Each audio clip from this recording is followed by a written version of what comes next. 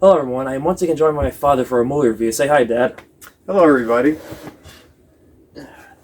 In today's video, we are going to be reviewing Invaders from Mars from 1953. It's a 1953 sci-fi about a little boy's parents who are turned into aliens. So, Dad, what do you think of the movie? I think it was a very good movie, especially for its time.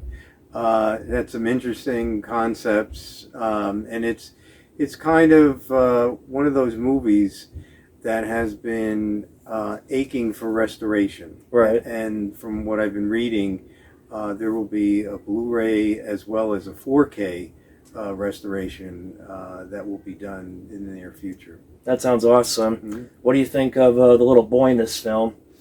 Well, I think he adds a very a quality of innocence, and people will, especially younger people that are allowed to see the movie, will identify with him. True. And the interesting thing about it is that the movie is told from his point of view. Yeah. In fact, some of the sets were even altered to make them look like as a child would look at them. So Right. they're a lot out of proportion larger than Right. they normally would be. I really sympathize with this little boy because, his parents are turned into, or, basically abducted and they're turned into aliens. And Right. Mm-hmm. I remember watching a documentary with about 50 sci-fi film.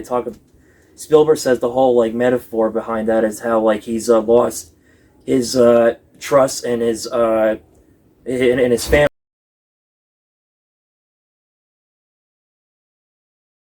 Sorry about that little interruption. They're like in Monty Python movies. Yeah, the little boy has lost his trust in his family because when we're all born and little, that's the first people we trust is our family. But when the family are turned into and abducted by aliens, he's lost their trust. Yeah, I think that's probably the most terrifying thing that can happen to a child. Yeah, Because that's really where everything a child will count on their parents. right. They are the rock, the stability, Yeah. the person to go to, the people to go to. Right. Whenever there's a problem, and to have lost that Right. has to be absolutely devastating and really confusing. Yes. To a child. And especially how he doesn't really know any other adults, and except maybe a teacher, and when Helena Carter's character, that was probably the first person who was not a family relative that he trusted outside of his comfort zone. Right. And what's his name? Arthur Franz's character. Do you remember what his character's name was? No, I don't remember his name. Again, sorry if I'm forgetting. I'll just leave that link in the description of as I edit this video.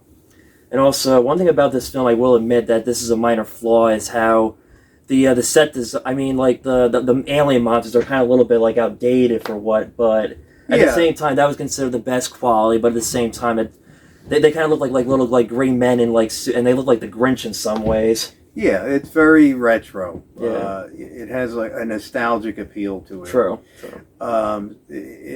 Certainly the special effects are not sophisticated. Right. The set design is really striking, and that's because William Cameron Menzies he was an art designer. He did that on many films, famous films like Gone with the Wind. Right.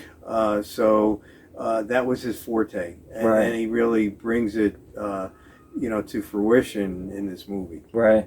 The other thing too about this film is that he, this is not a big would you say this was not a big Hollywood budget when it came out? It really feels like it was a real 1950s, average middle class family. They're not in the background of Universal Studios or something like that. Right. Yeah. It's got a kind of a budget feel to it. Yeah, it does. And it does. It's basically what they're trying to go for, I think, is the typical country home. Yeah. Where there is an invasion by the Martians. Right. That is very interesting.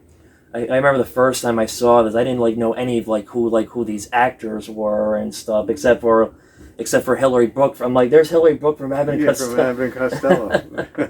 I think that was the first thing I saw her outside of, because of watching Abbott and Costello on the show so much as lose a little love interest girlfriend that he can. Right. Mm-hmm. Any other thoughts about the film that come to mind about this you want to talk about? No, it's certainly worth seeing. You know, if you're expecting these great special effects, It's not. It's not that, but No. it's done. There's a lot of psychological There is. horror or terror in it, Yeah. which is very effective, and it has a very creepy feel to it because it's almost in the line of Invasion of the Body Snatchers. In some ways, well, I mean, this actually was based on a book. I forget the name of the book, what the book of it was called, and I'm thinking this has some Invasion of the Body Snatchers feel to it in some ways, but yeah, because you have the parents that are turned into aliens. yeah. Well, not just that. Also, like the police. There's a part when the police, right? Yeah, you have you have people that are humans that are right. turned into aliens. I think the hardest part when his obstacle is trying to trust people who are not the alien, because if he asks, "Can I look at the back of your neck?" Once you see like that bite or scar behind their neck, that's basically means they're infected, they're aliens, and yeah, definitely a lot of psychological to it, and also how the boy sometimes it shows how he's running out of resources. His parents are infected, then the police and maybe the government, also the U.S. Army could probably infect. It's like, who do you trust? Like, who does this who does the little boy trust at this point in the movie? And that's working really. Yeah, he's really lost and without hope. Yeah, because he can't find people that he can trust. Right. I always sympathize with this little boy. That's what I really love about the film so much. Besides just the special effect, it's the boy it's the main focus. Is what the whole point of this movie is all about. Mm-hmm. Did you see the remake by Tobe Hooper? I did. What did you think of that? I didn't like it as much as the original. I can agree. Yeah. I wasn't too crazy about the Martians. Well, I mean, I thought the effects were better in the remake, but I just felt I don't know. I feel like it was more of a tribute rather than where Hooper was trying to do something different with it. Not like how with the Thing, the Fly, or the Invasion of the Body Snatchers remake. Right. I love Tobe Hooper. He was a good horror director, but I just don't think he did not do much. Except for one thing. You don't care if I spoil right here, do you? No, I've seen it. I thought in the remake that he did change the ending. That was about it. The rest of it is still the same, but... And for some reason, I didn't really... I mean, I'm not saying I don't like Karen Black that much. I just don't... I like Helena Carter better in the original for some reason more than Karen Black's performance. There's just something about it. It's a preference that I prefer. If you know what I mean. No, I understand. Yeah. I mean, I'm familiar with Karen Black because... Well, she's been in a lot of things. She was in 5 Easy Pieces. And, right. Yeah, she was a major star in the 1970s. So. Right. And I just thought, I mean, except one difference in Helena Carter's character is some psychologist, and this she's a nurse. Again, that's sort of a change up, but it's still not much of a difference of what Tobe Hooper did in the remake. Whereas this, he really missed the whole point of what the original represented. Yeah. One thing I forgot to mention that I'll give credit to Tobe Hooper is that he gave Jimmy Hunt, the original actor, played David, the original Invaders from Mars, a cameo for a tribute. I'll give him some credit to that one. Also, the twist ending, that was a big... yeah. I did not... Because at first I thought, is the world, going to, end? Because when we see him, the zooming in the camera, all the sparks and colors, does that mean the world just ended? But no, it was all, Right. I guess, sorry to say the spoiler alert right here. If you haven't seen the movie, stop the video right here. It was all in his head. It was all a dream. Right. Yeah. Back then, that was an original concept. Now it's not. No. Now it's been done too many times. True. So it's cliche. It is. But back then, that was not.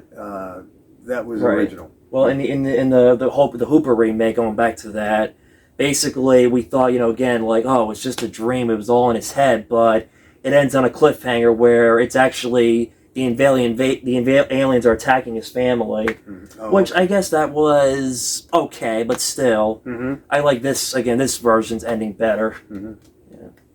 Yeah, and I still think this is the better version compared to Hooper's. Yeah. Maybe outdated somewhat to a certain degree, but it still holds up because of the kids performing. Like I said, I liked this kid's a lot better in this version than the remake. Because I don't know, he had more class to me, a lot more personality than I thought this kid in the remake. Even though I don't know the kid's name in the remake, but still you get the idea and the point. Yeah. Any final closing thoughts on the movie? No, I would say that it's definitely worth seeing, especially in the history of science fiction in the Absolutely. movies, because it does have some innovative things in it that you would appreciate. Yeah. And some of it's kind of because like the aliens can be funny looking. They are. Especially the way they move, and Yeah. that Yeah. they're wearing Yeah. these very low tech suits. Yeah. But still, some people like that. It adds to the charm of the movie. Yeah. But the story's a good one, and it's definitely worth checking out. Yeah. It's more about like the story and the characters, not just necessarily the aliens. About Right. a little boy who's again lost his faith and his trust in his family, and he's like trying to get the other resources out there. Who else can I trust? And also about like again, told from his point of view, like Right. his like like I feel like also as kids we all think we all have like let's just face it, when we're kids we all have like wacky imaginations about the fear of the unknown or what. We don't know like what to expect, like what else is out there beyond our horizon, what we're used to in our comfort zones, in our environment. Right. Yeah. I don't know if that's a good analogy right No, there. that is a good analogy. Yeah. I guess that's about everything we've covered. Yeah. All right. I think so. All right, so that was our video of, that was our review of Invader from Mars. Like the video, subscribe, hit that bell button, and get the latest updates on my YouTube channel. And we'll see you next time for more this upcoming September sci-fi movie reviews. So, adios. Bye-bye.